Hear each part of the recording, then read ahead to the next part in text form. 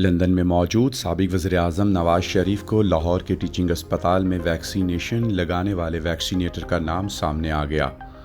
یہ سوالات پہلے بھی اٹھ رہے ہیں کہ جعلی انٹریاں کی جا رہی ہیں اور اس حوالے سے اب تک 8 FIR بھی کر چکی ہیں، لیکن اب انتہائی حیران کن واقعہ یہ پیش آیا کہ لندن میں موجود نواز شریف کی لاہور کے کوٹ خواجہ سعید اسپتال میں ویکسینیشن کر دی گئی ہے اور یہ کارنامہ نوید الطاف نامی ویکسینیٹر نے کیا ہے۔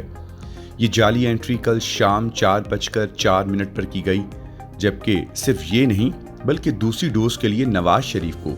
20 اکتوبر کو بھی بلایا گیا ہے۔ نواز شریف کے شناختی کارڈ پر گزشتہ شام 4:04 پر جعلی انٹری کی گئی، جس کے مطابق انہیں چینی ویکسی سائنوویک کی پہلی خوراک لگائی گئی ہے،